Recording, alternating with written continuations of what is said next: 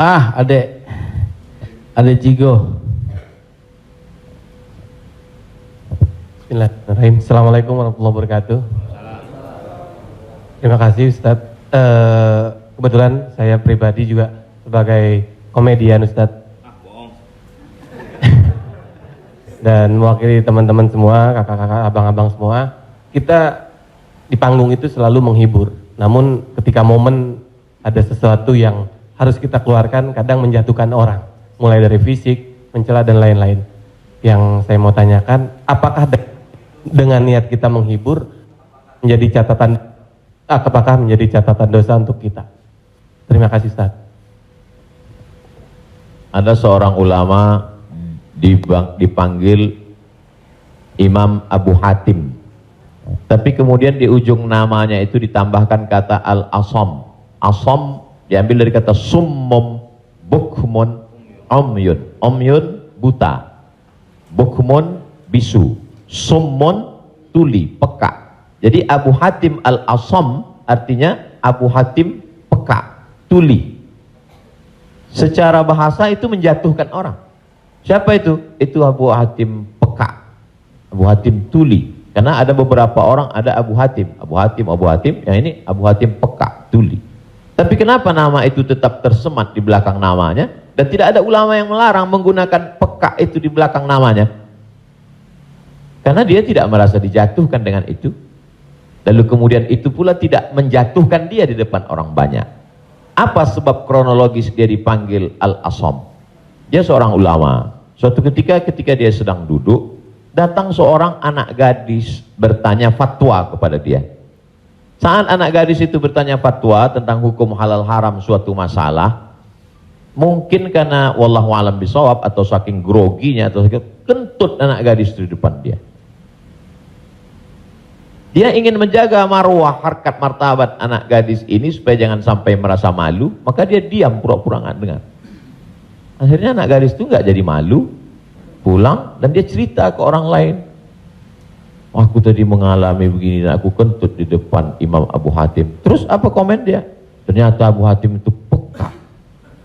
Dipanggil orang Abu Hatim Al-Asam, peka. Sampai akhirnya setelah anak gadis itu meninggal, Imam Abu Hatim Al-Asam panjang umurnya, meninggal anak gadis itu, barulah Abu Hatim mengatakan, aku sebetulnya nggak peka, hanya ingin menjaga kehormatan dirinya. Jadi kisah Abu Hatim Al-Asam dapat kita pahami dua makna. Satu sisi ada saatnya kita menjaga kehormatan orang sampai mati dia.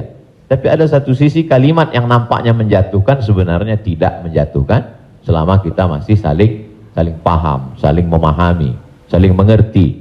Ada kata-kata yang mungkin kita gunakan tapi menjatuhkan dia. Padahal sepertinya pujian.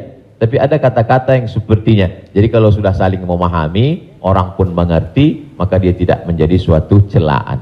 Ya ayyuhalladzina amanu, hai orang beriman, ijtanibu katsiran minadh-dhann, jauhilah prasangka buruk, inna ba'dadh-dhanni itsmun, wala tajassasu, jangan mencari-cari kesalahan orang, wala yaghtab ba'dukum ba'dha, jangan ribah membicarakan aib orang lain, la talmizu bil alqab, janganlah kamu menggunakan gelaran-gelaran yang jelek. Bukankah tuli itu gelaran yang jelek? Iya. Tapi saat itu digunakannya bukan untuk menjatuhkan dan mereka saling memahami tentang hal itu. Wallahu a'lam bishawab. Baik Ustaz, satu pertanyaan seputar dunia entertain. Ketika orang memerankan misalnya, mohon maaf lahir batin, main film seks, selama film itu diputar terus, sementara orangnya udah hijrah, dan saat ini film itu diputar, itu jariahnya seperti apa tuh Ustaz? Nah, ini mohon maaf lahir batin Ustaz.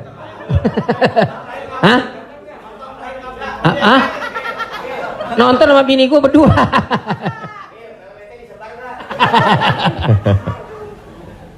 Man sanna fil islami sunnatan hasanatan, siapa yang membuat perbuatan yang baik, falahu ajruha, dia dapat pahalanya, wa ajru man amila biha, dan orang lain yang terinspirasi dengan itu. Jadi kalau Paski membuat rumah tahfiz, lalu kemudian komunitas-komunitas yang lain terinspirasi dengan itu, maka dapat pahala min ghairi an yanqusa min ujurihim syai'un. Pahala mereka tidak berkurang, sama-sama dapat 100 mim ba'dih, setelah mati. Itu kalau yang baik. Bagaimana dengan yang tidak baik seperti yang tadi? Man sanna fil islami sunnatan sayyi'atan. Siapa yang membuat sesuatu yang tidak baik, falahu wizruha, dia dapat dosanya, wa wizru man amila biha, dan dosa orang lain yang melakukannya.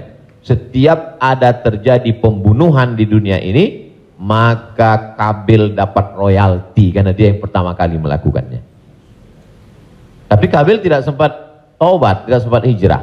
Jadi kalau ada yang sempat melakukan perbuatan jelek, dosa, saat dia taubat, dia buat konferensi pers. Saya sudah taubat, sudah mu'alaf kalau dia tidak Islam. Kalau dia sudah masuk Islam, saya sudah hijrah. Maka saya meminta kepada seluruh jamaah yang ada di dunia ini, yang masih menyimpan gambar, foto, video saya, tolonglah kalian delete, dan saya minta ampun kepada Allah Subhanahu wa taala.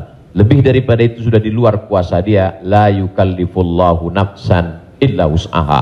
Allah tidak membebani orang lebih daripada usahanya. Ada seorang hamba berpesan di zaman Nabi SAW, nanti kalau aku mati, maka bakarlah jasadku, lalu campakkan debunya ke laut. Kenapa? Karena aku takut bertemu dengan Allah Subhanahu wa taala atas segala dosa-dosaku.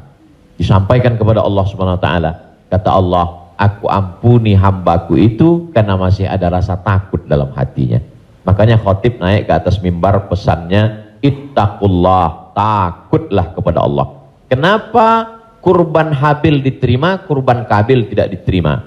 La imbasatta ilayya yadaka litaqtulani, andai kau ambil batu besar untuk kau timpakan ke atas kepalaku, kata Habil, ma ana bi basiti yadiya ilaika liaqtulak, aku tidak akan membalas untuk membunuh wahai saudaraku. Kenapa? Inni akhafullah, aku takut kepada Allah Subhanahu wa taala. Saya yakin Mas, Abang yang berprofesi dalam dunia keartisan ini, apa yang membuat hijrah ini? Masih ada rasa takut di dalam hati. Rasa takut inilah yang kita pupuk bersama. Ada takut 5%, 5% kita jadikan menjadi sebuah komunitas, lalu kemudian kita jadikan sebuah amal nyata dalam kehidupan, disupport oleh Pak Prof dengan keluarga besar almarhumah, diberikan kesempatan untuk menuntut ilmu di Fakultas Hukum, di penyiaran Islam, maka dia menjadi gerakan yang luar biasa. Wallahu a'lam. Terima kasih. Selanjutnya